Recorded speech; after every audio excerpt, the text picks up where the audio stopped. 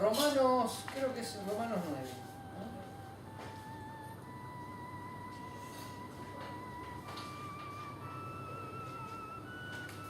Vamos a leer desde el pasaje.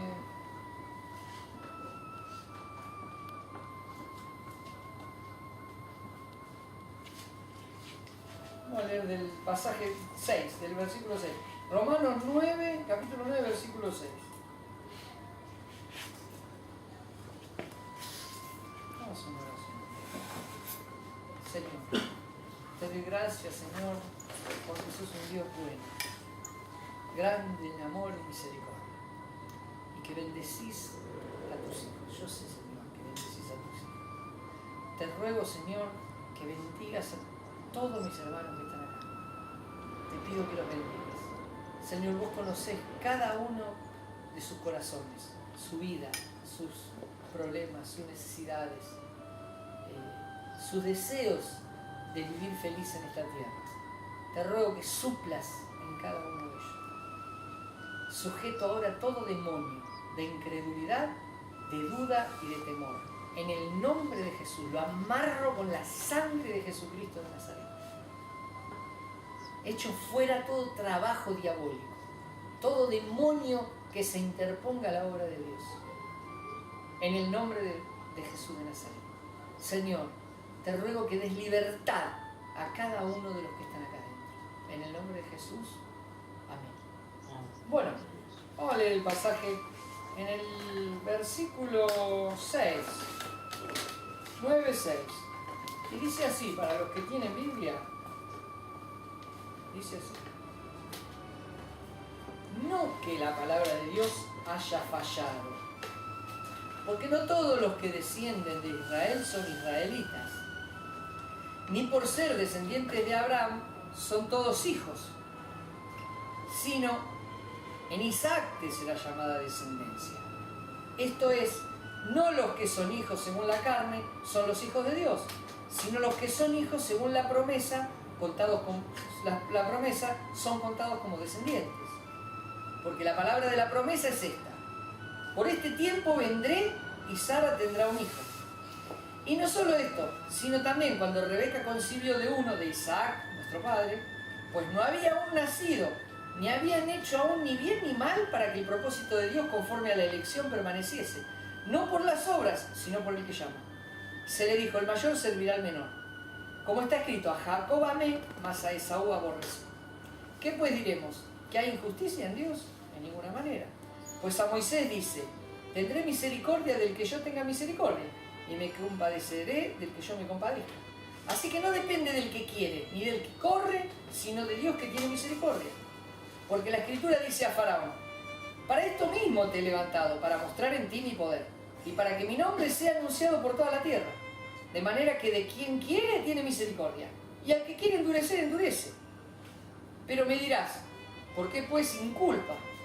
Porque ¿quién ha resistido su voluntad? Mas antes, oh hombre, ¿quién eres tú para que alterques con Dios? Dirá el vaso de barro al que lo formó: ¿por qué me has hecho así? ¿O no tiene potestad el alfarero sobre el barro para hacer de la misma masa un vaso para honra y otro para deshonra?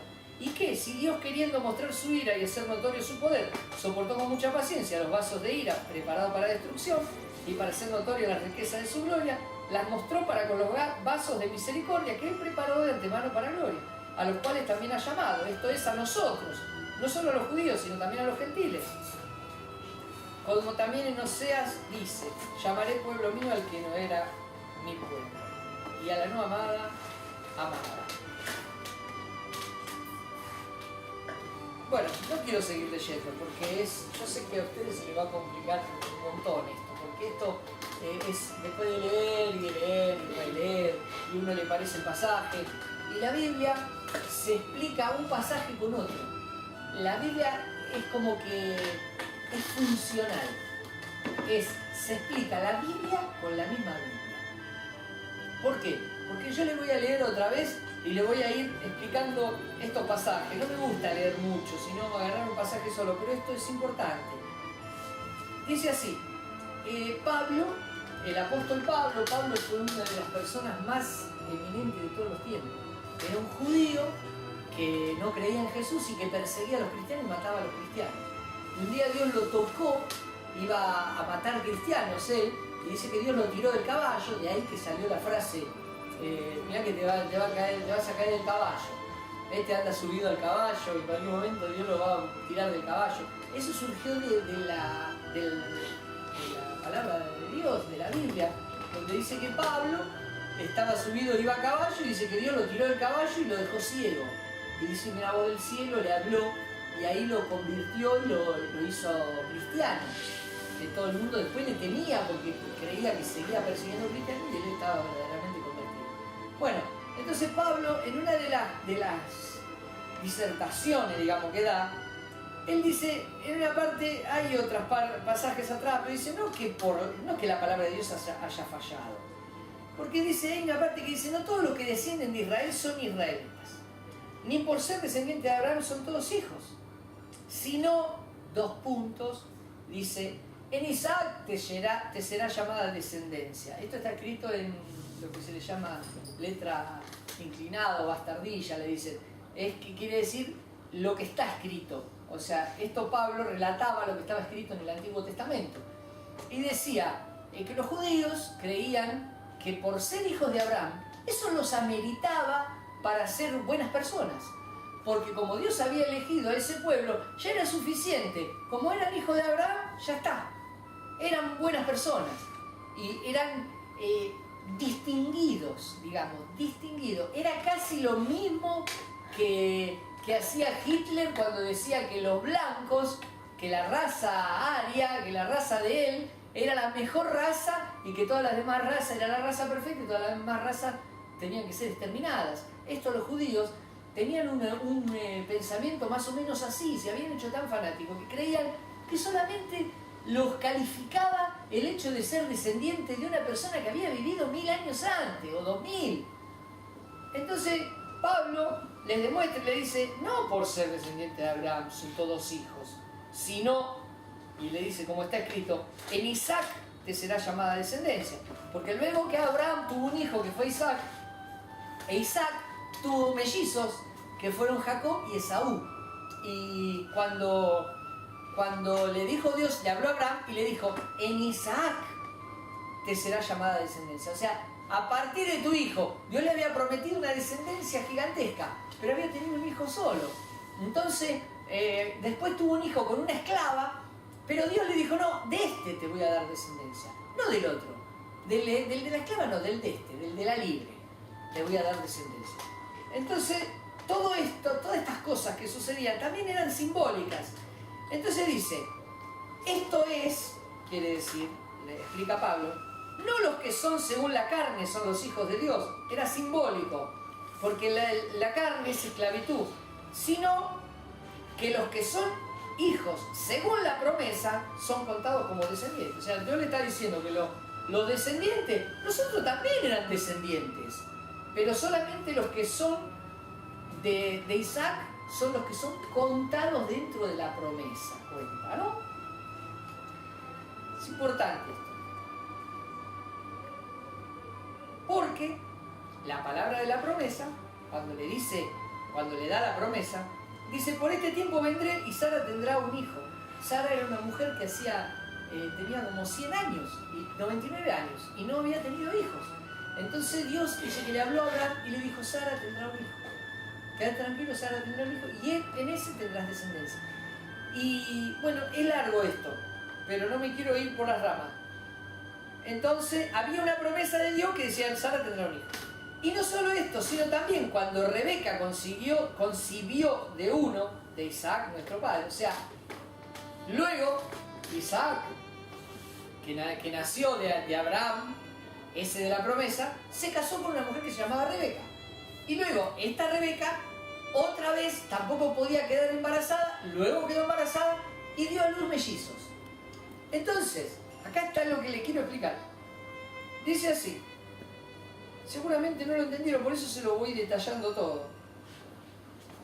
Y no solo esto, sino también cuando Rebeca concibió de uno, o sea, dio a luz del marido, de Isaac, nuestro padre, dice, pues no habían aún nacido, ni habían hecho aún ni bien ni mal para que el propósito de Dios conforme a la elección permaneciese.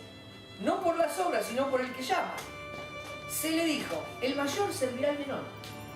Miren esto, dice que antes de que nazcan, todavía no habían nacido esos mellizos, y dice que había una guerra en su vientre. Dice que peleaban, luchaban en su vientre. Es más, dice que cuando nacieron, creo que uno nació trabado de acá, agarrándole el talón al otro, esos hermanos mellizos. Y dice que antes de que nazcan, Dios le dijo, el mayor servirá al menor.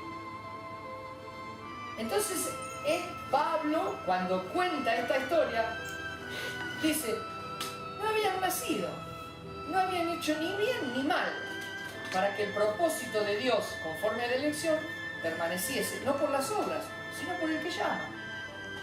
Se le dijo, el mayor servirá al menor. Como está escrito, antiguamente se había dicho también, a Jacob amé, mas a Esaú aborrecí, había dicho un profeta.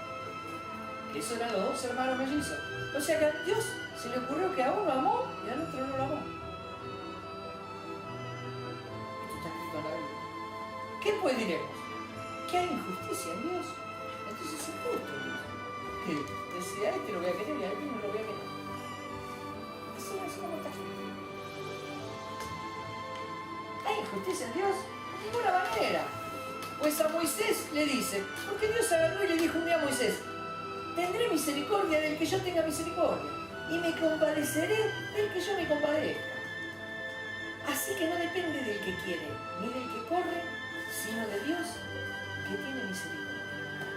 No le voy a decir por todas estas cosas, porque sé que voy a confundir. Pero ustedes fíjense, que dice que estos hombres no habían hecho ni bien ni mal, y Dios dice que ya había decidido que uno iba a servir al otro. Y había cambiado lo que tenía que ir para uno, ya se lo había dado al otro. Y amó a uno y al otro no lo amó nada. Entonces dice que decía, entonces ¿por qué Dios hace eso? ¿Y por qué inculpa? ¿Por qué entonces le mete a uno, lo acusa de que está haciendo una obra, un bien, un mal, o algo malo, si verdaderamente está escrito que Dios hace como quiere?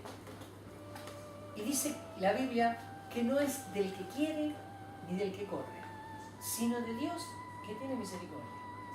¿Y saben lo que quiero hablarle con esto? Quiero decirle, y quiero que lo entiendan, que para llegar al corazón de Dios no pasa por nacer en un lugar muy bueno, no pasa por nacer en cierto barrio, no pasa por tener una cultura especial, no pasa por ser hijo de un rey, de un presidente, de una persona distinguida, no pasa por estudiar, no pasa por conocer la Biblia, no pasa por nuestras obras, sino por una misión de Dios que dice, a esta persona le voy a hacer llegar los misterios de mi reino. ¿Para qué? Para mostrar la gloria de Él en esta tierra. Dice que eligió ciertas personas, y cuando elige ciertas personas, no puede elegir personas, o calculo que no lo desea, elegir ciertas personas que van a utilizar la gloria esa de Dios para su provecho y para mostrar ante la sociedad que son personas grandes o distinguidas, sino que tiene que elegir personas sencillas, humildes. Y no tiene que elegir personas que aparenten ser personas sencillas y humildes. Tiene que elegir personas que son humildes del corazón, solamente del corazón. Entonces, la Biblia dice clarito acá, que no es del que corre, ni del que quiere, sino de Dios que tiene misericordia. Yo quiero que ustedes piensen esto. El ser humano se preocupa, yo estoy mal, tengo esto, me pasa lo otro, mi salud, mi cuerpo, mi vida, mis familiares,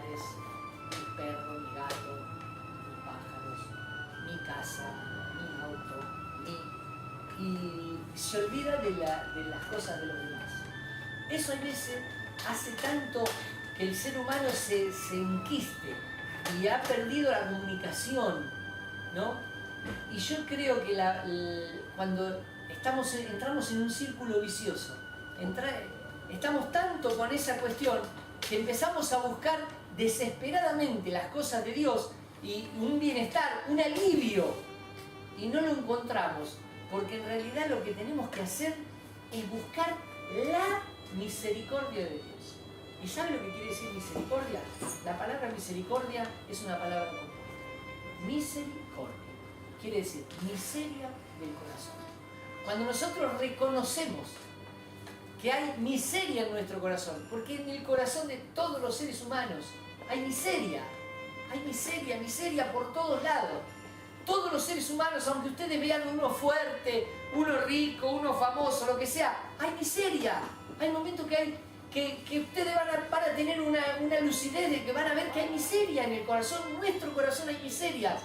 Miserias que nos falta de todo. Somos miserables, somos como un mendigo, una persona que va por la vida buscando algo porque no hay nada que nos llene.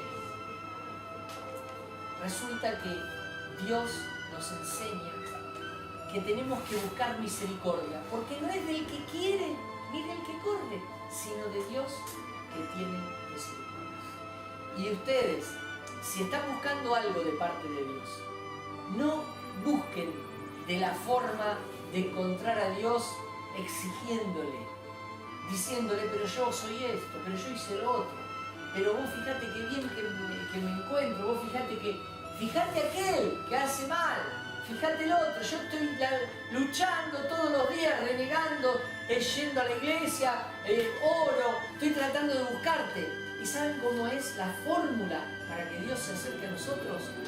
Es con misericordia, mostrándole la miseria del corazón. Miren, yo siempre digo que hay